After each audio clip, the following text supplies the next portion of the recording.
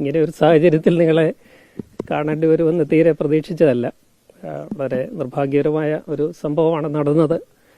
മാധ്യമങ്ങൾ കഴിഞ്ഞ ദിവസം റിപ്പോർട്ട് ചെയ്തതുപോലെ ഞാനൊരു ഓൺലൈൻ ചീറ്റിങ്ങിന് വിധേയനായി. അതിൻ്റെ ചില വിശദാംശങ്ങൾ മാധ്യമങ്ങളിലൊക്കെ വന്നിട്ടുണ്ട്. അതിൽ ചില പിശകുകളും റിപ്പോർട്ടിങ്ങിൽ വന്നിട്ടുണ്ട്. തട്ടിപ്പ് നടന്നു എന്നുള്ളത് ശരിയാണ്. എന്നാൽ അത് സെറ്റിൽമെൻറ്റ് പണം അടച്ചു എന്നുള്ളത് ശരിയായ വാർത്തയല്ല. സെറ്റിൽമെൻറ്റ് പണം അവരെന്നോട് ആവശ്യപ്പെട്ടിട്ടില്ല, കൊടുത്തിട്ടുമില്ല. മറിച്ച് ഞാനൊരു കേസിൽ ഉൾപ്പെട്ടിരിക്കുന്നു. ഞാൻ വളരെ ചുരുക്കമായിട്ട് പറയാം. 2-ാം തീയതി ഉച്ച കഴിഞ്ഞ് മുംബൈ സൈബർ എന്ന കോളർ ID-യിലാണ് ഒരു ഫോൺ വരുന്നത്. ആ ഫോൺ വിളിച്ചിട്ട് എന്നോട് പറയുന്നത്, നിങ്ങൾക്ക് മുംബൈയിലെ ഒരു അക്കൗണ്ടുണ്ട്, അത് നരേഷ് ഗോയൽ മണി ലോണ്ടറിങ് ഇൻസിഡൻറ്റുമായിട്ട് ബന്ധപ്പെട്ട് അവിടെ മണി ലോണ്ടറിങ് നടക്കുന്നുണ്ട്. അങ്ങനെയാണ് പറഞ്ഞത്.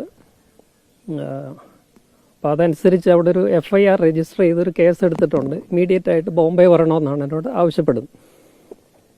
അപ്പോൾ ഞാനത് ഫ്ലാറ്റ്ലി റിജക്റ്റ് ചെയ്തു. എനിക്ക് കേരളത്തിൽ മാത്രമേ അക്കൗണ്ടുള്ളൂ, കേരളത്തിന് വെളിയിൽ അക്കൗണ്ടില്ല, ഇങ്ങനെ ഒരാളുമായിട്ട് എനിക്ക് ബന്ധമില്ല, ഞാൻ അദ്ദേഹത്തെ അറിയത്തുപോലുമില്ല എന്ന് പറഞ്ഞപ്പോൾ അവർ പറഞ്ഞു, കേസ് നിലവിലുണ്ട്, അതുകൊണ്ട് അത് അഡ്രസ്സ് ചെയ്തേ പറ്റൂ. ഞാൻ വീണ്ടും അത് നിഷേധിച്ചെങ്കിലും പിന്നെ അവർ പറയുന്നത്, ഒരുപക്ഷെ നിങ്ങളുടെ പേര് ID ആരെങ്കിലും ദുരുപയോഗം ചെയ്തതായിരിക്കാം. എല്ലാം ഇംഗ്ലീഷിലാണ് അവർ സംസാരിക്കുന്നത്. പക്ഷേ നിങ്ങളുടെ ID ആണ് ദുരുപയോഗം ചെയ്യപ്പെട്ടിരിക്കുന്നത്, നിങ്ങളുടെ പേരിലാണ് അക്കൗണ്ട്, അതുകൊണ്ട് ഈ കേസ് നിലവിലുണ്ട്, അതുകൊണ്ട് നിങ്ങളുടെ പേര് അതിൽ നിന്ന് ഒഴിവാക്കി കിട്ടുവാനായിട്ട് അന്വേഷണവുമായിട്ട് സഹകരിക്കണം എന്ന് പറഞ്ഞു. അപ്പോൾ ഞാൻ പറഞ്ഞു, ഏത് അന്വേഷണമായിട്ട് സഹകരിക്കുന്നതിന് എനിക്ക് വിരോധമില്ല, ഞാൻ ആ കേസിൽ ഉൾപ്പെട്ടിട്ടില്ല, അതുമായിട്ട് എനിക്ക് യാതൊരു ബന്ധവുമില്ല എന്ന് തീർത്ത് പറഞ്ഞിട്ടും ഇത് ഇങ്ങനെ ഒരു മണി ലോണ്ടറിങ് ഇഷ്യൂ ആയതുകൊണ്ട് CBI ആണ് ഹാൻഡിൽ ചെയ്യുന്നതെന്നും പറഞ്ഞ് CBI ഓഫീസറിലേക്ക് ട്രാൻസ്ഫർ ചെയ്യുന്നു. CBI ഓഫീസർ എന്ന പേരിൽ ആരുടെയും പടം വരുന്നില്ല, പിന്നൊരു വീഡിയോ കോളിലേക്ക് പോവുകയാണ്. അപ്പോൾ CBIയുടെ ഒരു എംബ്ലം മാത്രം നമുക്ക് കാണാം, പിന്നെ വോയിസും കേൾക്കാം. അപ്പോഴത്തേക്കൊരു വൈകുന്നേരമായി. നമുക്കൊക്കെ ഈ സിനിമയിലൊക്കെ കേട്ടുള്ള രീതിയിലുള്ള CBI ശൈലിയിലുള്ള ഒരു രംഗം ഒക്കെ അവിടെ ഉണ്ടാക്കി.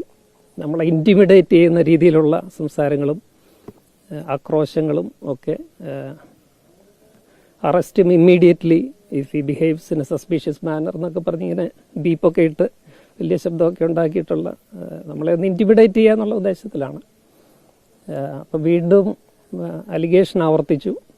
പിന്നെ നരേഷ് ഗോയൽ മണി ലോണ്ടറിങ് ഇഷ്യൂവിലാണ് നിങ്ങൾ ഉൾപ്പെട്ടിരിക്കുന്നത്, അതുകൊണ്ട് അതിൻ്റെ അന്വേഷണവുമായിട്ട് സഹകരിക്കണം, അതിൻ്റെ അന്വേഷണം നടക്കുകയാണ്, ഓൺലൈനായിട്ടാണ് ചെയ്യുന്നത് എന്ന് പറഞ്ഞു.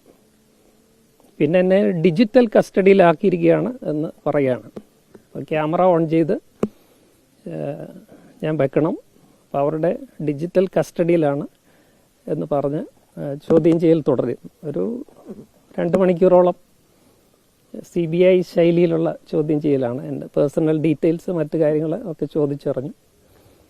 ഒരു 10:30 ആയപ്പോഴത്തേക്ക് ഉറങ്ങാൻ അനുവദിച്ചു. അപ്പോൾ ബാത്റൂമിൽ പോകണമെങ്കിലും ക്യാമറ അവരെ ഫേസ് ചെയ്ത് കാണിച്ചൊക്കെയാണ് പോകേണ്ടത്. അപ്പോൾ ഈ കേസിൽ നിങ്ങൾ ഉൾപ്പെട്ടിട്ടില്ലെങ്കിൽ വേറെ ആരെങ്കിലും നിങ്ങളെ പെടുത്തിയതായിരിക്കാം, അതിൽ നിന്ന് നിങ്ങൾക്ക് രക്ഷപ്പെടാനുള്ള സഹായം ഞങ്ങൾ ചെയ്യുമെന്ന് പറഞ്ഞാണ് എന്നെ ഇതിലേക്ക് കൊണ്ടുവരുന്നത്. പിറ്റേ ദിവസം രാവിലെ എന്നെ കോടതിയിൽ ഹാജരാക്കുകയാണെന്ന് പറഞ്ഞ്, ഒരു ഓൺലൈൻ കോടതിയാണെന്ന് പറഞ്ഞ് എന്നെ ഹാജരാക്കുന്നു. അപ്പോൾ എന്നോട് പറഞ്ഞ് ജഡ്ജിയുടെ ശബ്ദം കേൾക്കുമ്പം എഴുന്നേറ്റ് നിൽക്കണം. അങ്ങനെ ജഡ്ജ് വന്നപ്പോഴത്തേക്ക് ഞാൻ എഴുന്നേറ്റ് നിന്നു. ജഡ്ജ് എന്നോട്, ഇന്ന കേസിൽ നിങ്ങൾ ഉൾപ്പെട്ടിരിക്കുന്ന എന്തെങ്കിലും പറയാനുണ്ടോ എന്ന് ചോദിക്കുന്നു. ഞാനത് ഡിനൈ ചെയ്യുന്നു, ഞാൻ ഇതിനകത്ത് ഇൻവോൾവ് അല്ല, എനിക്കറിയത്ത് പോലും ഇല്ല എന്ന് പറയുന്നു. എങ്കിലും അന്വേഷണം നടക്കട്ടെ, ഇത് സീരിയസ് ഫ്രോഡായതുകൊണ്ട് അന്വേഷണം തീരുന്നത് വരെ നിങ്ങളുടെ അക്കൗണ്ട്സ് മുഴുവൻ ഫ്രീസ് ചെയ്യും. അത് എത്ര അക്കൗണ്ട് ഉണ്ടെങ്കിലും അത് ഡിക്ലെയർ ചെയ്തിട്ട് അതിലെ എമൗണ്ട് സുപ്രീം കോടതിയുടെ മേൽനോട്ടത്തിലുള്ള ഒരു സീക്രട്ട് സർവീസ് അക്കൗണ്ടിലേക്ക് ട്രാൻസ്ഫർ ചെയ്യണമെന്ന് പറഞ്ഞു. അങ്ങനെ കോടതി പിരിഞ്ഞു, അഡ്ജേൺ ചെയ്തു. പിന്നെ അന്വേഷണ ഉദ്യോഗസ്ഥൻ എന്നോട് അക്കൗണ്ട് ഡീറ്റെയിൽസ് ചോദിക്കുന്നു. ഞാൻ എൻ്റെ കേരളത്തിലുള്ള എനിക്ക് ആകെയുള്ള 3 അക്കൗണ്ട് ഡീറ്റെയിൽസ് കൊടുക്കുന്നു. അതിനുള്ള എമൗണ്ട് എല്ലാം കൂടെ 13 ലക്ഷം രൂപയാണ്. അതിൻ്റെ ഡീറ്റെയിൽസ് ഞാൻ കൊടുക്കുന്നു. അപ്പോൾ അവരൊരു ബാങ്ക് ഡീറ്റെയിൽസ് അയച്ച് തന്നു. അത് സുപ്രീം കോടതിയുടെ മേൽനോട്ടത്തിലുള്ള ഒരു സീക്രട്ട് സർവീസ് അക്കൗണ്ടാണ്, അതിലേക്ക് അയക്കണം, 12 മണിക്ക് മുമ്പ് അയക്കണമെന്ന് പറഞ്ഞു. ആ ഫണ്ട്സ് ട്രാൻസ്ഫർ ചെയ്തു. അത് കഴിഞ്ഞിട്ട് കുറച്ച് നേരം കഴിഞ്ഞിട്ട് എന്നെ വീണ്ടും വിളിച്ചിട്ട്, ഇപ്പോഴെല്ലാം ഞാൻ സർവൈലൻസിലാണ്, എന്നെ മൂവ് ചെയ്യാൻ അനുവദിക്കുന്നില്ല, എനിക്ക് ഫോൺ ഉപയോഗിക്കാൻ പറ്റുന്നില്ല, എൻ്റെ ആകെയുള്ള ഫോണ് ഇങ്ങനെ ഓൺ ചെയ്ത് ഇങ്ങനെ വെച്ചിരിക്കുകയാണ്.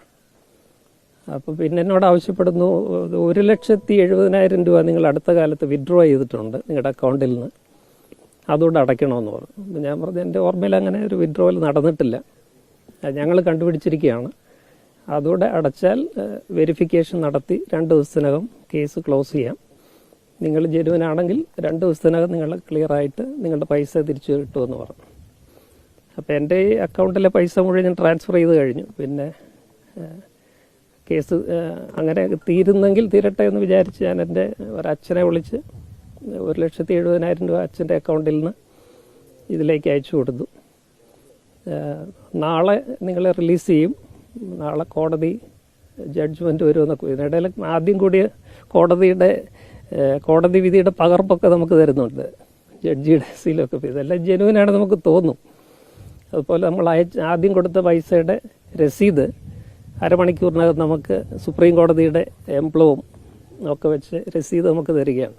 അപ്പോൾ നമുക്ക് സംശയിക്കാൻ അങ്ങനെ ഒരു വകുപ്പ് തോന്നിയില്ല. നമുക്ക് റീഫണ്ടബിളാണ്, നമ്മൾ ജെനുവിനാണെന്ന് നമുക്കറിയാം, അതുകൊണ്ട് നമ്മൾ ക്ലിയർ ആവും, ക്ലിയർ ആയാൽ പൈസ തിരിച്ചു കിട്ടുമെന്നാണ് പറഞ്ഞിരിക്കുന്നത്.